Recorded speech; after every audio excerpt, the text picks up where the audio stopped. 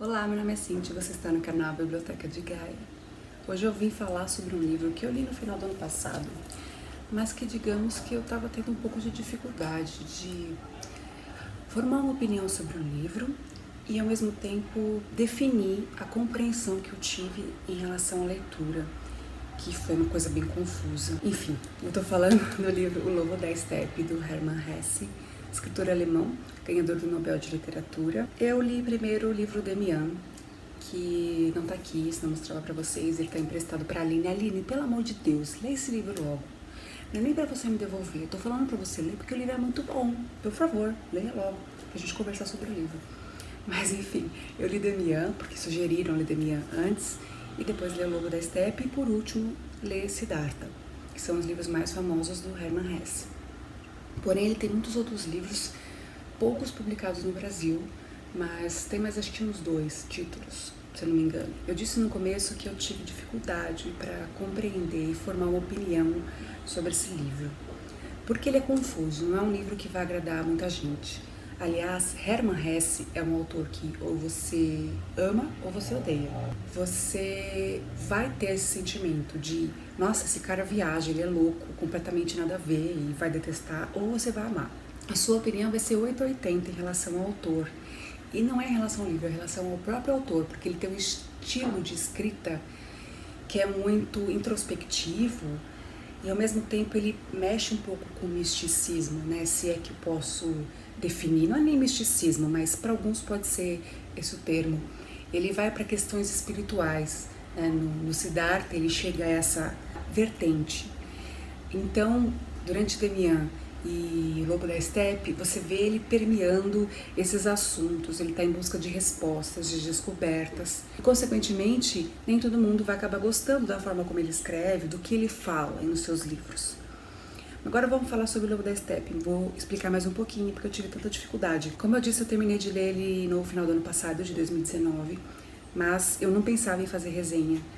Eu precisava explorar mais, ler ou assistir outros vídeos de resenhas de pessoas que leram para saber se elas tiveram as mesmas impressões que eu.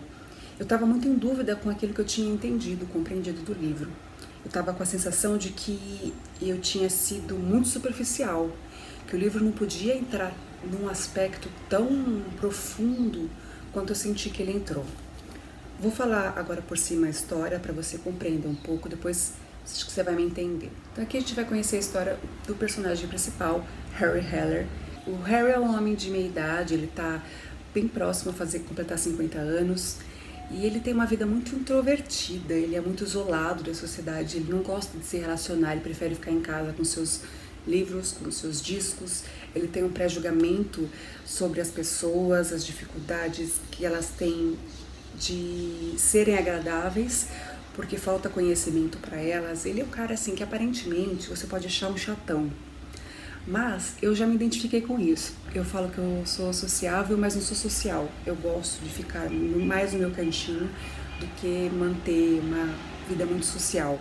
E o Harry Heller é bem isso, só que ele chegou num ponto que isso afeta tanto o humor dele, que ele é depressivo. Assim, em vários trechos do livro você vai ver ele narrar, ele escrever uma situação, um sentimento de uma forma muito depressiva. E ele acaba comentando, inclusive, que ele é um suicida em potencial. E isso é uma coisa que preocupa. Ele tem uma opinião formada sobre suicídio que é bem interessante.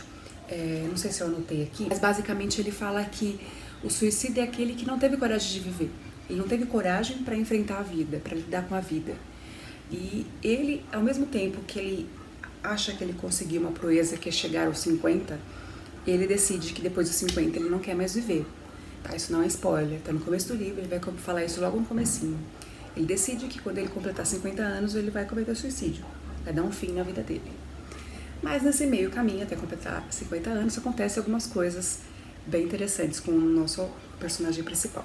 Ele vive inquieto, com a mente agitada, ele resolve sair às vezes à noite, tarde da noite, para dar umas caminhadas e, enfim, ele acaba encontrando uma figura muito estranha que entrega para ele um panfleto sobre o Tratado do Lobo da Estepe. Ele acha aquilo estranho, ele tenta seguir o cara, ele ouve falar de um teatro mágico nessa mesma noite, ele tenta procurar esse lugar, mas aí ele não encontra, acaba voltando para casa mais confuso do que ele saiu. Porém, intrigado. Isso é uma coisa boa, porque quando você fica curioso, intrigado com o assunto, você tem, bem ou mal, um objetivo, uma esperança, algo que te prende, que te faz querer almejar outras coisas. Depois que ele recebe o tratado, ele volta para casa e resolve ler o tratado, né? Faz outras coisas e tal, aquele suspensezinho básico, e resolve ler o tratado. E ele se identifica tanto com o tratado que ele se vê no tratado, ele é o personagem do tratado, ele é a pessoa que escreveu o tratado na cabeça dele, e ele é também a pessoa para quem o tratado foi escrito, de tamanha identificação que ele tem com esse tratado. Tanto as ideias do nosso personagem principal, quanto as ideias do tratado, elas vão permear em uma mente muito triste, uma pessoa que tem uma vida com questionamentos muito intensos, com uma crise existencial muito verdadeira e muito profunda, e até ao mesmo tempo triste, depressiva. E se você não tiver legal, não leia esse livro. Se você for o tipo de pessoa que tem altos e baixos de humores e acaba sendo influenciado pelo que você lê, pelo filme que você assiste, enfim, pelas coisas que ocorrem ao seu redor, não leia o livro enquanto você estiver mal, porque ele vai te deixar mais para baixo ainda. Claro que a gente vai lendo e vai vendo esperança, né, surgindo conforme as coisas vão acontecendo, a começar por esse tratado, porque o Harry, ele acaba percebendo que ele não é o único que vive essa situação, que até então ele achava que essa dor existencial dele era tamanha que era uma coisa mais dele, que talvez não tivesse solução e que colocar fim à própria vida resolveria tudo. Mas quando ele se depara com o tratado, ele então tem certeza de que outras pessoas também passam por situações, no mínimo, parecidas. Então, isso dá uma certa esperança para ele. Eu vou ler um trechinho aqui que está no prefácio do livro, que, aliás, tem 2 prefácios, eu já vou antecipar. Tem muito spoiler. Se você não gosta, deixe para ler depois, mas leia, porque é muito interessante. Agora sim, se você não tem problema com spoilers de prefácio, né, que é uma característica de spoiler diferente, tudo bem, leia, mas ele é enorme, ele é imenso. Então vou ler esse trechinho agora para vocês compreenderem. Muito se teria de dizer sobre esse contentamento e essa ausência de dor, sobre esses dias suportáveis e submissos, nos quais nem o sofrimento nem o prazer se manifestam, em que tudo apenas murmura e parece andar na ponta dos pés. Mas o pior de tudo é que tal contentamento é exatamente o que não posso suportar. Após um curto instante, parece-me odioso e repugnante.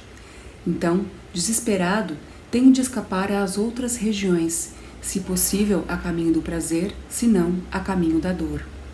Quando não encontro nenhum nem outro e respiro a morna mediocridade dos dias chamados bons, sinto-me tão dolorido e miserável em minha alma infantil que atiro a enferrujada lira do agradecimento à cara satisfeita do sonolento Deus, preferindo sentir em mim essa verdadeira dor infernal do que essa saudável temperatura de um quarto aquecido.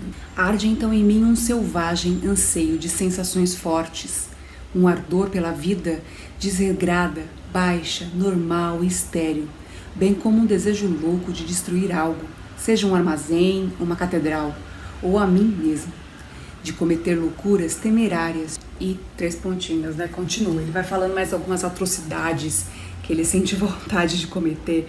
E tem inúmeros trechos aqui que eu me identifiquei tanto. Parecia que, sabe, um pedaço de mim estava escrevendo o livro. Então eu consegui compreender bem como foi pro personagem Harry Heller sentir-se tão representado por esse tratado.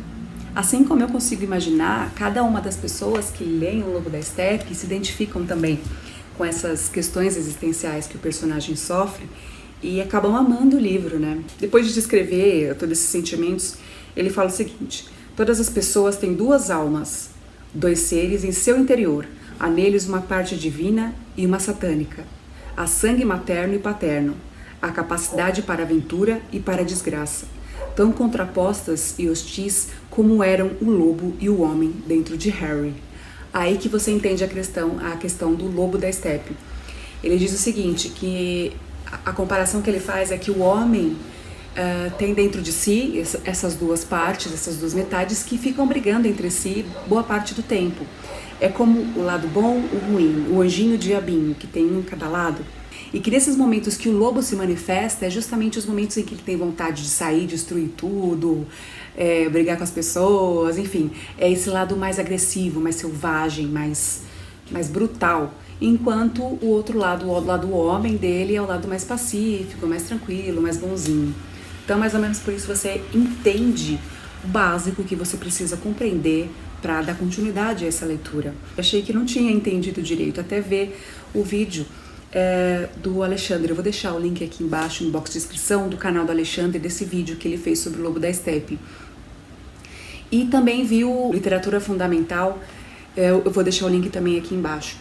Mas vendo o Alexandre falar sobre a compreensão dele, né, narrando a experiência dele e o que ele é parte da história, eu percebi que eu não estava louca, que eu tinha entendido aquilo mesmo, já que ele estava falando sobre as mesmas coisas.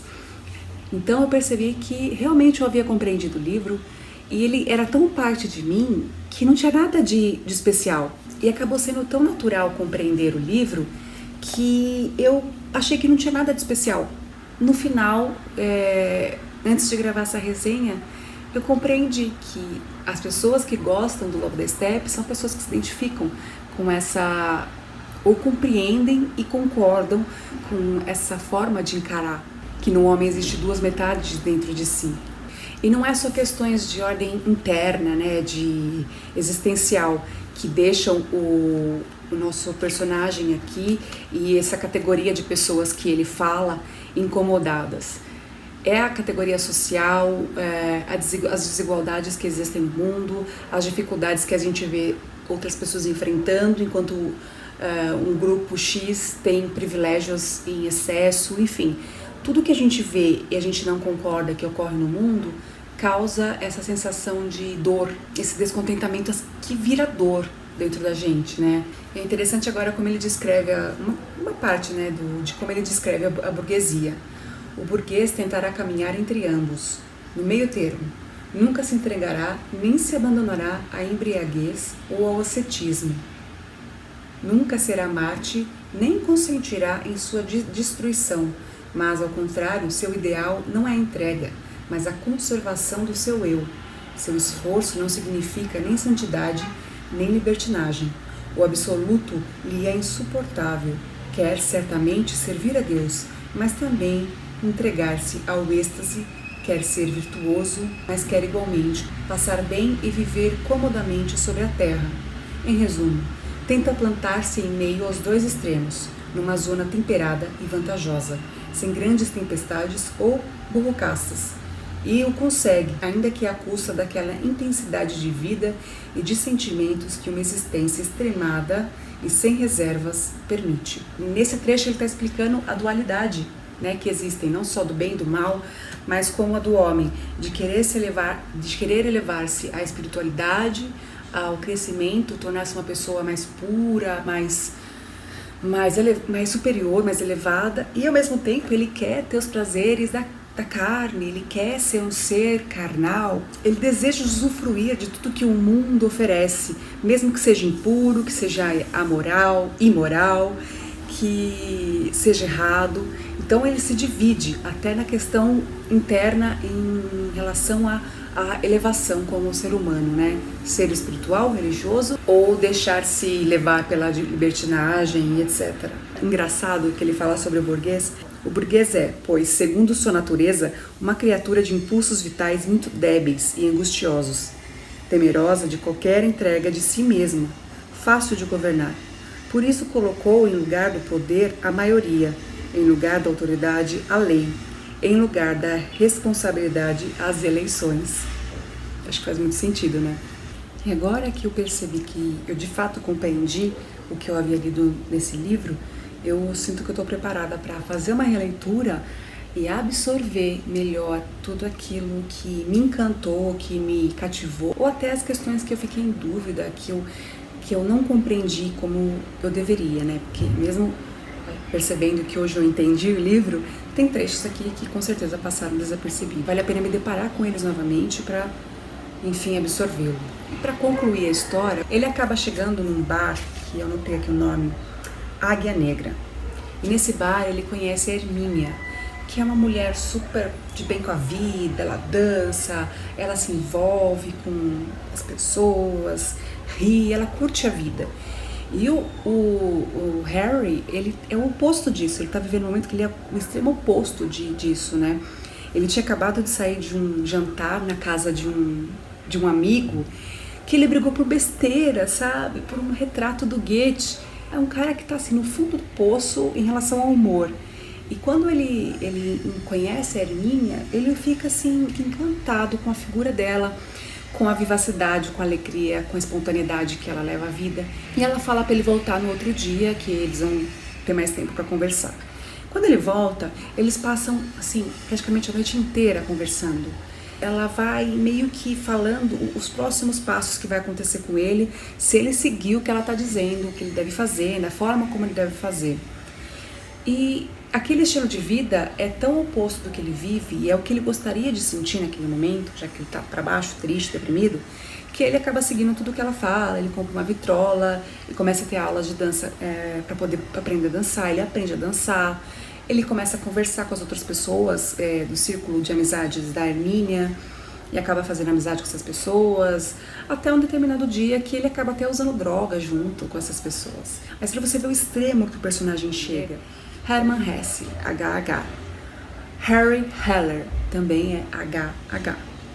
O Harry Heller comenta de algumas coisas que ele aprendeu quando ele era mais jovem com o melhor amigo dele, Hermann, e é ele na figura da Hermínia, que também com H.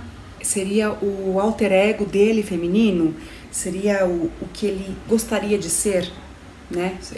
É tão oposto ao que ele é que até o sexo é oposto. Ele é um homem, ela é uma mulher, né? Lembre-se que eu tô falando de um livro de 1900 e bolinha, então essa questão de homem e mulher era muito forte, né? Gênero era muito predeterminado. Então, o extremo oposto de um homem deprimido é uma mulher alegre. Até isso o autor pensou, cara, esse livro é genial. A parte mais complexa, mais difícil que eu tive durante a leitura foi a parte de ler o tratado, porque tinha muitos trechos do tratado, que é enorme, diga-se de passagem, que eu compreendi numa boa e fez sentido para mim, mas alguns trechos eu tive mais dificuldade e eu já entendo o porquê, né? É um livro que eu indico para você. No entanto, leia Demian primeiro. Se você gostar de Demian, aí você se atreva a ler O Lobo da Estepe, porque é um livro mais intenso, mais com uma carga mais pesada, mais maluco ainda do que Demian. O Demian meio que te prepara para o que vai acontecer aqui. E depois tem o Siddhartha, né? Os estudiosos dizem que esses 3 livros, Demian, O Lobo da Estepe e Siddhartha, retrata diferentes fases da vida do autor. Então o Demian é na adolescência, começo da vida adulta, Siddhartha já é na vida adulta e aqui mais maduro, já na meia-idade. É um livro sensacional, mas não é para todo mundo. Eu tenho consciência disso. Se você leu e detestou, eu te entendo perfeitamente, tá? Não há aqui brigas. Mas Hermann Hesse já virou um dos meus autores queridinhos, porque houve essa identificação, como eu falei, né? Demian já me arrebatou. Aí o Lobo da Estepe, eu me identifiquei com tanta coisa, como eu falei aqui nesse vídeo, enfim. E agora só falta eu completar a leitura com Siddhartha, que eu não tenho ainda. Eu não sei se eu me fiz compreender o suficiente nesse vídeo. Eu sei que ele ficou longo, eu vou editar o máximo que eu puder. É como se de repente a luz acendesse e eu tivesse compreendido que eu realmente havia entendido o livro e precisava passar isso pra frente. Então, por isso eu resolvi conversar com vocês agora, um pouco tarde. Se você leu esse livro, me conta aqui o que você achou dele ou de qualquer outro livro do Hermann Hesse que você tenha lido. Se você tem vontade de ler, se o que eu falei aqui te deixou mais curioso ou te deixou mais pessimista em relação a essa possível leitura, enfim. Comenta aqui embaixo um pouquinho o que você achou. Se você gostou desse vídeo, for novo no canal, aproveita para se inscrever, deixe seu curtir antes de ir embora também, isso é muito importante. Ajuda muito a esse vídeo, esse canal chegar a outras pessoas, do feed de outras pessoas. E a gente se vê no próximo vídeo aqui na Biblioteca de Gaia.